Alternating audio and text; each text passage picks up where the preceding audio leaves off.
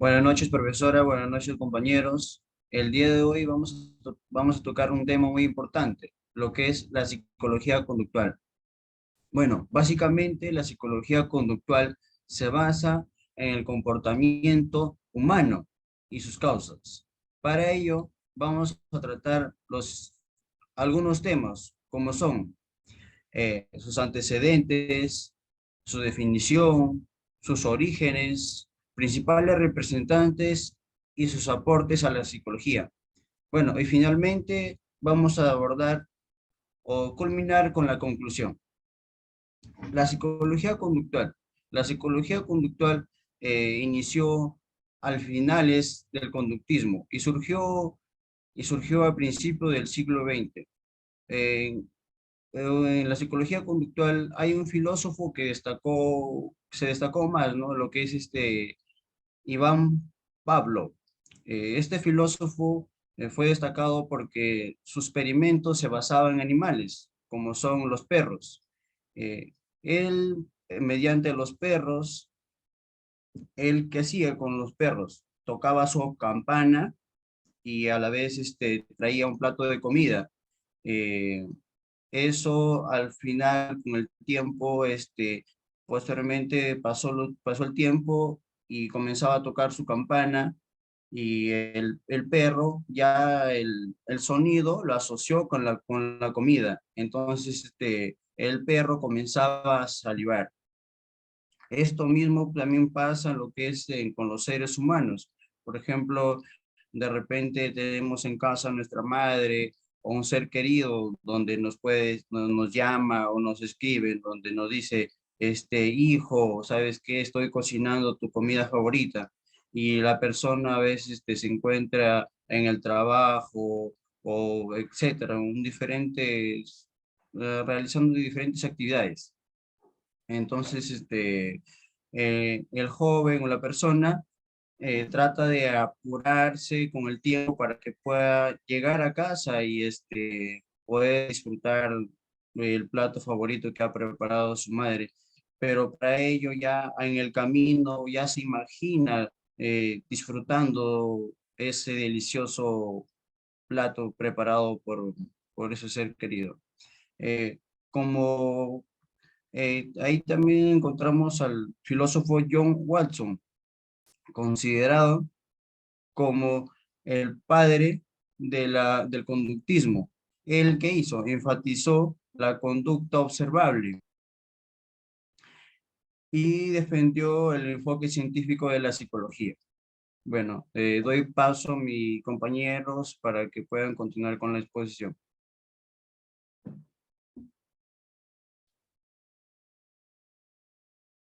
¿Podría pasar la diapositiva, por favor, Lita? Buenas noches, profesora. Buenas noches, compañeros. Mi nombre es Elizabeth Lavalle. Yo voy a exponer lo que son los antecedentes y orígenes de la psicología conductual. Tenemos que el principal antecedente del conductismo es la escuela de fisiología rusa creada por Ochinov. Este autor pensaba que la conducta podía entenderse como una manifestación de ciertos reflejos. Sí, sin con esto hacer referencia a procesos mentales ni a conciencia como tal, ¿no? La psicología conductual se origina como respuesta a las limitaciones que presentaban los enfoques anteriores, los cuales se centraban en procesos mentales que no son observables. Siguiente, por favor. Tenemos que, dentro de los orígenes, tenemos a John B. Watson, ¿no? En 1913, en una conferencia, afirma que la psicología debería concentrarse en lo que la conducta manifiesta, ¿no? En lugar de estados mentales o conceptos como conciencia y mente. En 1913 se considera el nacimiento del conductismo como tal. También tenemos que Watson critica, ¿no?, la metodología introspectiva de Wundt y de muchos de sus seguidores. Él plantea que los estímulos externos llegan al individuo y este dará como respuesta, o como consecuencia a este estímulo, una respuesta. Tenemos también a Iván Pavlov, que, como mencionó mi compañero, es conocido por los experimentos con perros, ¿no?, con el cual salivaban por medio de una campana, relacionándolo con la comida, ¿no? A esto Pavlov describió como el condicionamiento clásico, ¿no? Este es un concepto fundamental para el conductismo. Y gracias a el conductismo, el condicionamiento clásico, se desarrollaron las primeras contribuciones basadas en técnicas de modificación de la conducta en los seres humanos. Para Pavlov, las respuestas son el reflejo que se da a partir de la aparición de estímulos externos. Muchas gracias. Le doy pase a mi compañero.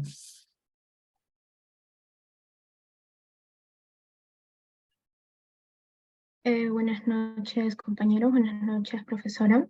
Yo voy a explicar algunos de los principales representantes y sus aportes.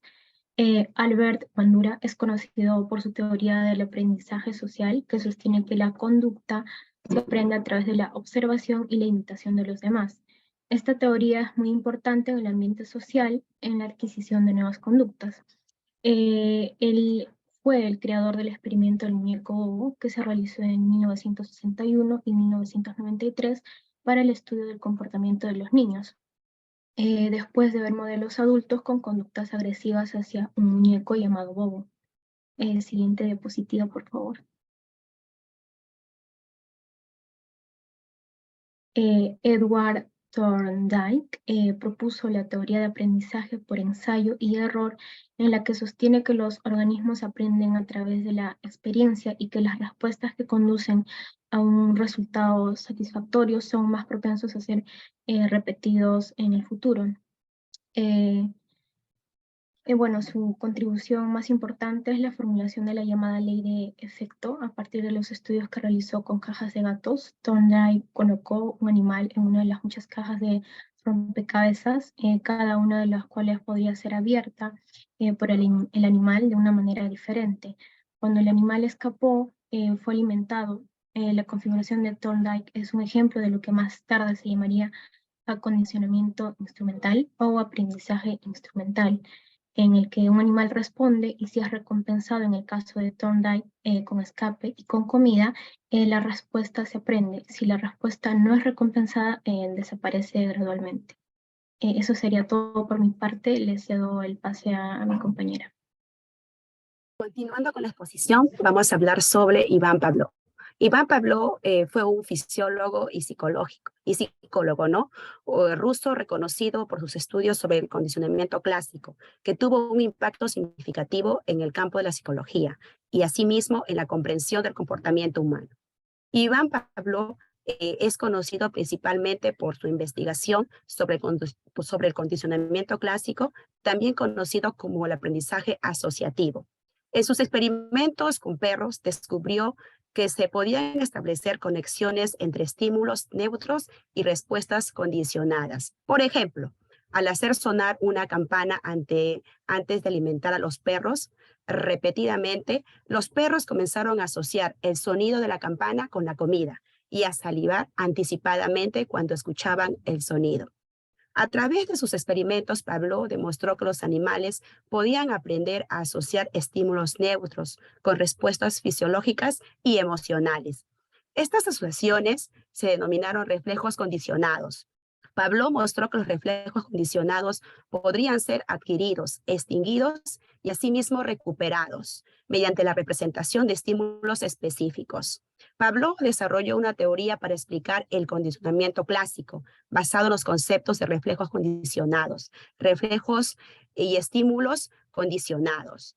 Su teoría postulaba que los organismos adquirían nuevas respuestas a través de la asociación a estímulos previamente neutros con estímulos biológicamente relevantes.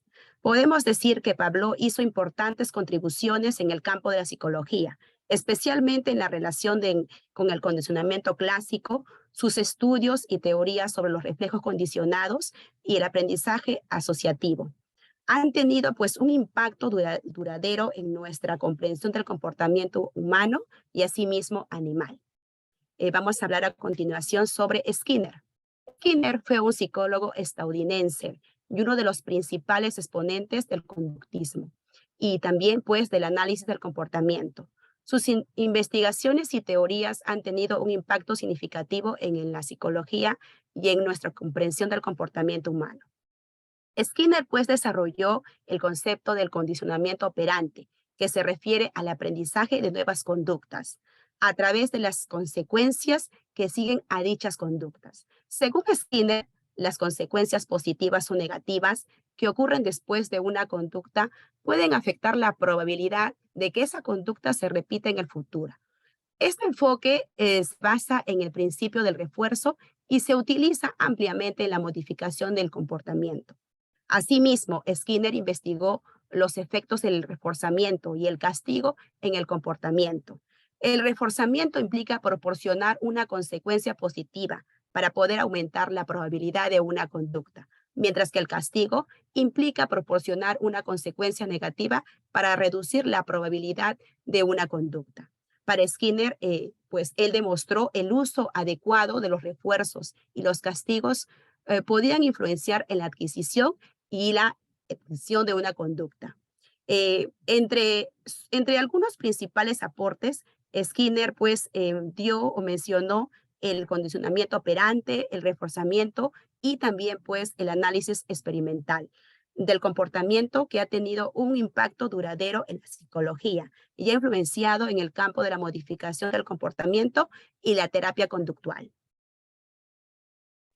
A ver, sigue mi compañera, por favor. Buenas noches. Para hacer un pequeño aporte, vamos a hablar también de la relación que tienen todos nuestros representantes. Ellos siempre han utilizado a los animales. Los conductistas clásicos empleaban frecuentemente animales en sus estudios, ¿no? Los animales son considerados equivalentes a las personas en cuanto a su conducta y a los principios de aprendizaje. Extraídos de sus estudios se explotan en muchos casos en los seres humanos, siempre preocupando y respetando, ¿no?, la integridad de los animales. La observación sistemática de la conducta animal daría paso a la teología y a la psicología comparada. Conrad Lorenz y Neil O'Connor son dos de los representantes más importantes en estas corrientes. Los representantes siempre utilizaban a estos animalitos ya que tienen una conducta o una reacción parecida a los seres humanos. Por eso es que siempre también respetaban su área y su confort y tratar de no lastimarlos. Gracias. Muy buenas noches, mi nombre es Sandra Bejarano. ¿Sí, te podrías pasar la diapositiva? Sí, me gustaría hablar sobre las aplicaciones. Como ya dijo mi compañero, inicialmente vimos que estos estudios se inician con los animales, luego años posteriores se extrapola a lo que son los seres humanos. Me gustaría indicar que este tipo de tratamientos es compatible con otros tratamientos, ya sean fármacos o dinámicas grupales. También se sabe que ese tipo de tratamientos potencian a la persona, ya que sus resultados suelen mantenerse en el tiempo. Estas terapias de tipo conductual son flexibles e individualizadas para cada persona. Generalmente se trata de adecuar a las necesidades del paciente. Otro tema es el paciente puede utilizar lo que ha aprendido en estas terapias para poder extrapolarlo o ponerlo en práctica en otro tipo de problemas que también se le presenten a lo largo de la vida.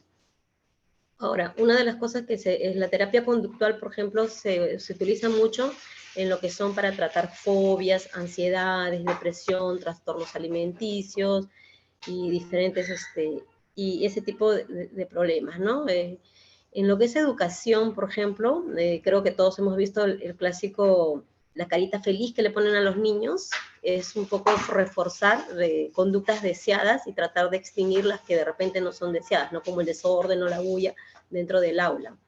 En lo que es gestión empresarial, se ha sido utilizada con bastante éxito en los últimos años y creo que todos sabemos o hemos visto, ¿no? Los marcos donde dicen empleado del mes, ¿no? Es una forma de incentivar. Después también lo hacen las empresas a través de lo que son las comisiones, cuando algún empleado llega a cubrir más de la cuota. Son formas en las que se procura incentivar a que la persona vaya mejorando y la empresa también vaya surtiendo más utilidades, ¿no? En lo que es terapia de pareja lo quiero separar porque es interesante, hoy en día se utiliza bastante este tema conductual en terapia de parejas para que la otra persona se ponga un poco en el zapato de la otra, ¿no? Las aplicaciones son múltiples en realidad. Doy paso a mi siguiente compañera, gracias. La modificación de la conducta es un enfoque terapéutico basado en los principios del condicionamiento y la modificación de la conducta observable. Existen algunas aplicaciones en esta teoría, como lo es la técnica del reforzamiento. Esta técnica se centra en el usar los refuerzos para fortalecer las conductas deseadas y eliminar las no deseadas. En el caso de los niños se utiliza lo que es el reforzamiento positivo, que es básicamente dar elogios, premios o privilegios con el fin de fomentar los comportamientos apropiados, seguir instrucciones o compartir o completar tareas. Y el reforzamiento negativo para disminuir las conductas problemáticas basándose en rabietas o comportamientos agresivos a través de la pérdida de estos privilegios. También está lo que es la economía de las fichas, que es una técnica basada en puntos o toques para que los niños puedan ganar a medida que sus comportamientos sean deseados. Posteriormente, estas fichas se canjean por recompensas o privilegios. Esta estrategia ayuda a lo que es aprender la relación entre sus acciones y sus consecuencias positivas, fomentando así la autorregulación y la adquisición de las conductas adaptativas. También tenemos lo que es la desensibilización sistemática, que es una técnica para tratar y reducir el miedo o la ansiedad relacionadas con ciertas situaciones o estímulos. Es decir, si la situación de alguna manera proporciona timidez, lo que hace esta técnica es proporcionar apoyo y reforzar las respuestas de relajación a medida que se va acostumbrando a la situación. Por último, también tenemos lo que es el moldeamiento, que es una técnica que se usa para enseñar nuevas conductas a través de la aproximación sucesiva. Y se divide en lo que es la habilidad deseada de pequeños pasos manejables y se va pues aumentando el grado de intensidad a medida que se alcanza la conducta objetiva.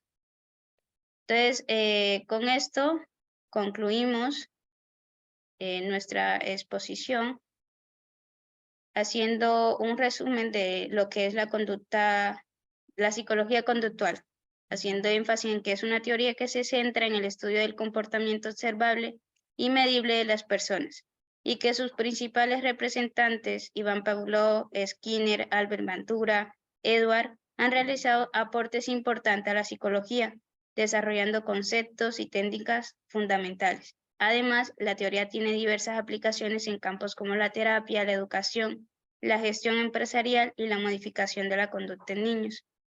En pocas palabras, la psicología conductual es una herramienta súper valiosa para comprender y modificar el comportamiento humano. Y bueno, con esto concluimos nuestra exposición. Muchas gracias, compañeros. Muchas gracias, profesora.